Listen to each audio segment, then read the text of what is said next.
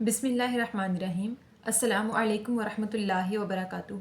امید کرتی ہوں کہ تمام دیکھنے والے خیر و عافیت سے ہوں گے، اللہ تعالیٰ کی رحمتوں کے سائے میں ہوں گے۔ تو میرا عنوان احادیث نبی صلی اللہ علیہ وآلہ وسلم، موضوع چل رہا تھا حج عمرے کا بیان، جس کا حوالہ بخاری شریف کی کتاب۔ تو آج کی حدیث ہے کہ صحابی برا بن عازب بیان کرتے ہیں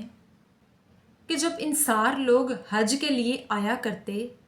تو وہ احرام کے بعد اپنے گھروں میں دروازوں کے بجائے دیواریں پھلانگ کر اور کود کر داخل ہوا کرتے۔ پھر اسلام کے بعد ایک انصاری شخص اسلام لانے کے بعد ایک مرتبہ اپنے گھر میں دروازے کے ذریعے اندر چلا گیا تو اس پر لوگوں نے اس کی لعنت اور ملامت کی اور کہا کہ تو ایسا کیسے کر سکتا ہے۔ اس کے بعد اس کے بدلے میں اللہ تعالیٰ نے وحی نازل کی اور آیت مبارکہ میں فرمایا، یہ تو کوئی نیکی نہیں کہ کوئی دیوار پھلانگ کر گھروں میں داخل ہو جائے، نیک اور پرہیزگار تو وہ ہے جو کہ گھروں میں اپنے دروازوں کے ذریعے سے داخل ہو۔ اس حدیث مبارکہ میں پہلے دور کی جہالت کے عالم کو بیان کرتے ہوئے صحابی بیان کرتے ہیں کہ ان ساری لوگ جب حج کرنے کے لیے آتے تو حج مکمل کر کے احرام کے بعد جب اپنے گھروں میں داخل ہونے لگتے تو وہ دروازوں سے داخل ہونے کے بجائے دیواریں کود کر داخل ہوا کرتے۔ یہ چیز بہت ہی عام تھی، اس چیز کو کوئی بھی برا نہ جانتا تھا۔ تو جب اسلام لانے کے بعد ایک انصاری شخص نے یہ آیت سنی کہ اللہ تعالیٰ نے سورہ نور میں آیت نمبر 27 میں فرمایا کہ اے مومنو،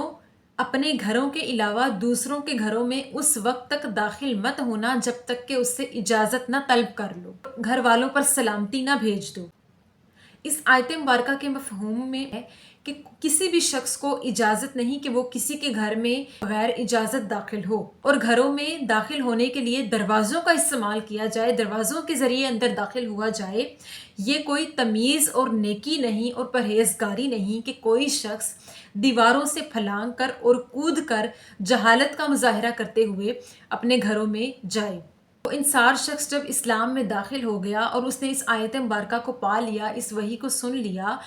تو وہ شخص جب دروازے کے ذریعے گھر میں داخل ہوا تو لوگوں نے اس پر لعنت اور ملامت کی کہ تو ایسا کیسے کر سکتا ہے۔ تو اس نے لوگوں سے کہا کہ یہی سیدھا راستہ ہے، دیواروں سے پھلانگ کر اور کود کر گھروں میں داخل ہونا کوئی نیکی نہیں۔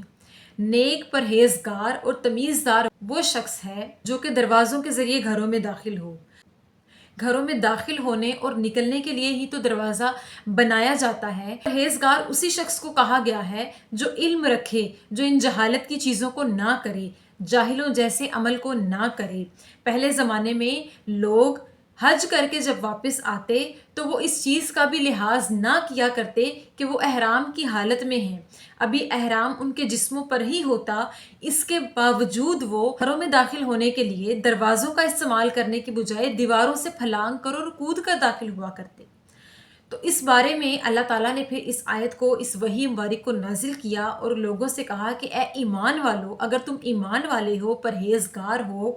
علم والے ہو، نیکی کرنے والے ہو، تو تم تمیز اختیار کرو، علم رکھو اور جاہلانہ حرکتیں نہ کرو۔ دیواروں سے کسی کے گھر میں جھانکنا یا دیواروں سے پھلانگ کر کود کر داخل ہونا یا پھر دوسروں کے گھروں میں بغیر اجازت داخل ہو جانا جہالت کا کام ہے۔ جب بھی کوئی اپنے گھر میں داخل ہونے لگے تو اسے چاہیے کہ وہ سلامتی کہے، یعنی سلام کہے سب لوگوں کو، پھر وہ داخل ہو۔ اور اگر کوئی کسی کے گھر میں جائے تو اس کی تمیز یہ ہونی چاہیے، اس کا علم یہ ہونا چاہیے،